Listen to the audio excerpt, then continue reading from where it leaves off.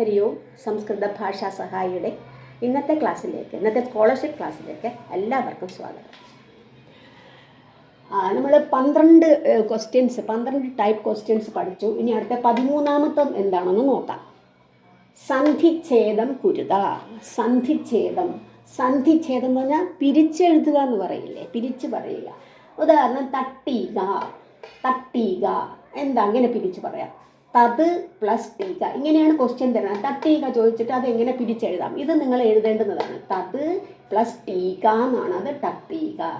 രണ്ടാമത്തെ ദേവാലയോ അസ്തി.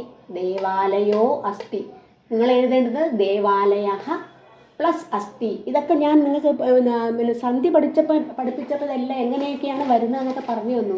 അപ്പോൾ അതായത് 2 തരം സന്ധികൾ, സ്വരസന്ധിയും വ്യഞ്ജനസന്ധിയും. സ്വരസന്ധിയുടെ ഞാൻ എടുത്തിട്ടുള്ള ക്ലാസ് എൻ്റെ 68 മുതൽ 73ാമത്തെ ക്ലാസ് വരെ നിങ്ങൾക്ക് നോക്കിയാൽ അറിയാം. സ്വരസന്ധി 68 മുതൽ 73. വ്യഞ്ജനസന്ധി പഠിപ്പിച്ചത് 96 മുതൽ 102ാമത്തെ ക്ലാസ് വരെ. 96 മുതൽ 102. അപ്പോൾ ദേവാലയം അസ്തി എങ്ങനെ പറയും? ദേവാലയ പ്ലസ് അസ്തി. ഇനി നൈവം, ന പ്ലസ് ഏവം. അത് നോക്കുമ്പോൾ നിങ്ങൾക്ക് മനസ്സിലാവും എങ്ങനെയൊക്കെയാണ് ഇത് വന്നതെന്ന്. ന പ്ലസ് ഏവം. തഥോക്തം, തഥാ പ്ലസ് ഉക്തം. മമാപി, മമ പ്ലസ് അപി. മാതുരാദേശ, മാതുഹു പ്ലസ് ആദേശ. ദന്താംസ്തേ, ദന്താൻ പ്ലസ് തേ. ദന്താനാണ്, ദന്താംസ്തേ, ദന്താൻ പ്ലസ് തേ. അപ്പം നിങ്ങളിത് മറ്റത് നോക്കുക. അത് സന്ധി പഠിപ്പിച്ചപ്പോൾ എങ്ങനെയൊക്കെയാണ് ഇത് സന്ധി മാറ്റം വന്നതെന്ന്. സന്ധിയുടെ പേരൊന്നും ഇവിടെ എഴുതേണ്ട ആവശ്യമില്ല. നിങ്ങൾ എഴുതേണ്ടത് ഇത്ര മാത്രമേ ഉള്ളൂ. ഈ പിരിച്ചെങ്ങനെയൊക്കെയാണ് എഴുതേണ്ടുന്നത് എന്നുള്ളത് മാത്രമേ ഉള്ളൂ. ഇനി 14ാമത്തെ ടൈപ്പ് ക്വസ്റ്റ്യൻ നോക്കൂ.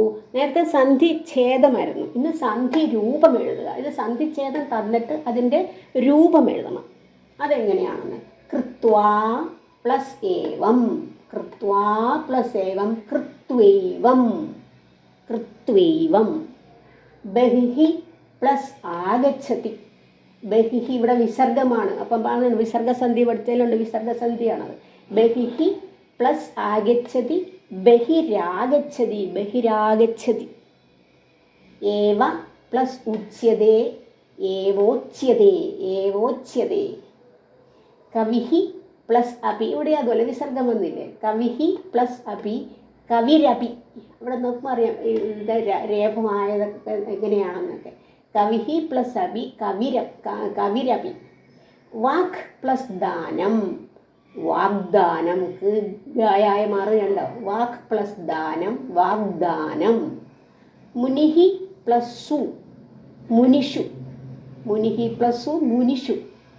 സം പ്ലസ് കൃതം, സംസ്കൃതം. അപ്പോൾ ഇങ്ങനെ മാറ്റം വന്നിട്ട് അപ്പം മറ്റേ ഞാൻ പറഞ്ഞ പോലെ പിന്നെ സന്ധി പഠിപ്പിച്ചുള്ള അതെല്ലാം നോക്കി അതിൽ തന്നെ കുറേ ഉദാഹരണങ്ങൾ കാണാം. അതെല്ലാം നിങ്ങളൊന്ന് നോക്കി വെക്കുക.